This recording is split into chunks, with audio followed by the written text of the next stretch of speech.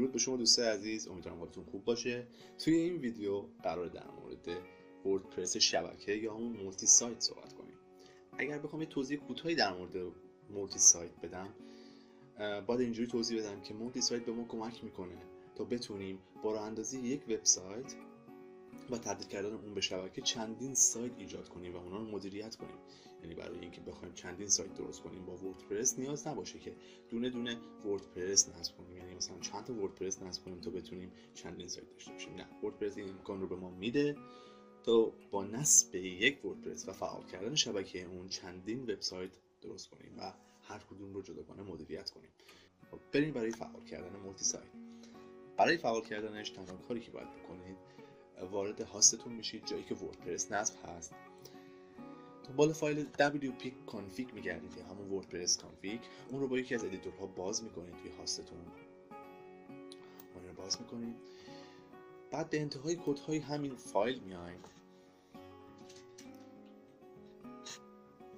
و اینجا باید یک دیفاین اضافه کنیم تا وردپرس بفهمه که ما قراره مولتی سایت رو فعال کنیم. می‌نویسیم دیفاین وردپرس مولتی سایت و حالتش رو شروع کنیم.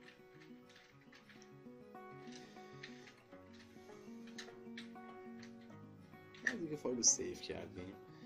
با رفرش کردن پنل مدیریت وردپرس از ستون سمت راست تو قسمت ابزار، تو تب ابزار، ما یک راه اندازی شبکه‌ای می‌بینیم. وارد راه اندازی شبکه میشین. دو تا آپشن، دو تا گزینه میگه، حالا دل بخواه به ما داده، میگه از ایمیل اصلیتون میخواید استفاده کنید، ایمیل جدیدی میدید و عنوان سایت شبکه رو مشخص کنید. خب ما نصب رو انجام میدیم، کار کوتاهی ها نداریم. بعد از اینکه مرحله اول تموم شد، به ما دو تا کد میده که باید توی دو تا فایل مجزا اونها رو پیست کنیم. به همین راحتی، نیازی به تغییراتی نیست به هیچ عنوان، فقط اونها رو کپی پیست میکنیم. خب اولین کاری که باید انجام بدیم، 6 تا دیفاین دیگه وردپرس به ما پیشنهاد داده یا گفته حتما باید کپی بشه. اونها رو کپی میکنیم و وارد فایل کانفیگ میشیم، همون جایی که ما وردپرس رو، یعنی مولتی سایت رو فعال کردیم. زیر همون کد ما اینا رو پیست میکنیم و سیو. وردپرس کانفیگ رو میبندیم، دیگه باش کاری نداریم. و همینطور HD access، یک سری کد ها هم هستن که باید ریپلیس بشن با کد هایی که در حال حاضر وجود دارن تو HD access. فایل HD access رو هم باز میکنیم و این کد ها رو دقیقاً ریپلیس میکنیم به جای کد هایی که از قبل وجود داشت. خب کارمون انجام شد. فقط کافی یک بار صفحه رو رفرش کنیم. از ما میخواد که دوباره وارد پنلمون بشیم. وقتی وارد پنلمون میشیم، وارد محیط شبکه وردپرس میشیم. خب حالا برای اینکه بتونیم سایت جدید اضافه کنیم، باید از سایت های من، مدیریت شبکه و سایت ها رو کلیک کنیم. شما اینجا میتونید به تعداد نامحدود سایت ایجاد کنید. افزودن سایت، عنوانی که میخواید همون ساب دامین سایتتون میشه، میذاریم تست، عنوان رو هم میزنیم تست فارسی و ایمیل هم میتونه همون چیزی که قبلا بود باشه یا هر چیز دیگه ای و منتظر میشه که سایت ایجاد شه. خب سایت ما ایجاد شد. الان در حال حاضر ما دو تا سایت داریم، یک سایت اصلیمون و یک سایت جانبی.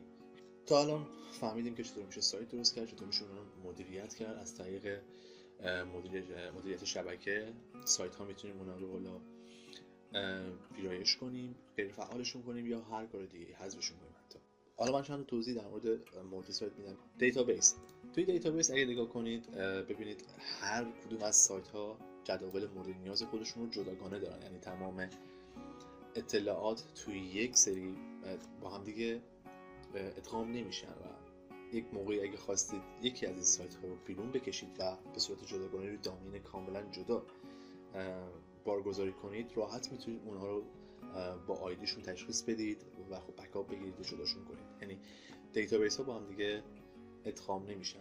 و همینطور فایل ها، یعنی اگر شما وارد یکی از این سایت ها بشید، مثلا من وارد سایت تستمون میشم و اقدام به آپلود یک فایل یا عکس میکنم.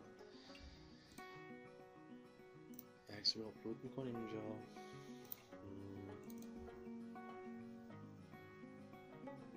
خب اگر وارد آپلودمون بشیم میبینید که اینجا یه پوشه به نام سایت داریم که تمام سایت هامون بر اساس آیدی پوشه بندی میشه و در هر کدوم از این پوشه ها دوباره سال و ماه هست و فایل ها دقیقا جدا قرار میگیره. شما میتونید به راحتی هر کدوم رو میخواین بکاپ بگیرید یا کلا وردپرس رو بکاپ بگیرید.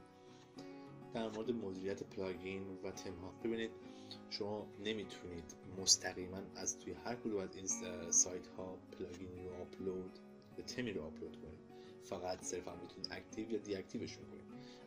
به عنوان مثال من اگه وارد افزونه ها بشم فقط میتونم پلاگین هایی که در شبکه نصب هستن رو فعال یا غیر فعال کنم برای این سایت. یعنی من نمیتونم هیچ پلاگینی رو اینجا نصب کنم. برای نصب پلاگین اول باید وارد مدیریت شبکه و افزونه ها بشید. تو اونجا میتونید خیلی راحت پلاگین رو اضافه کنید.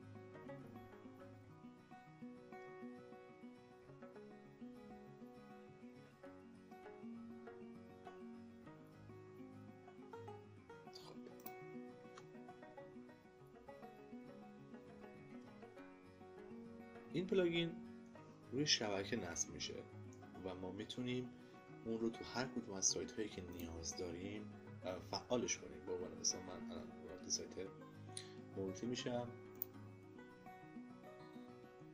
و اینجا میتونم افزونه فارسی دیت رو اینجا فعالش کنم.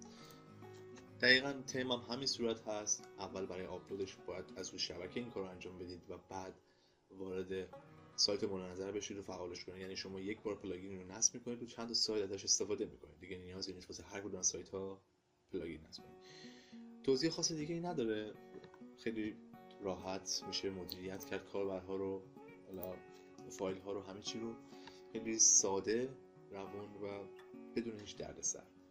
حتی از حالت مولتی سایت خارج کردن این قضیه هم اونقدر پیچیده نیست. حالا توی ویدیوهای بعدی انشالله از مولتی سایت خارج کردن یا بیرون کشیدن یکی از این سایت رو هم توضیح خواهم داد. بازم تشکر میکنم، امیدوارم که ویدیو به دردتون خورده باشه.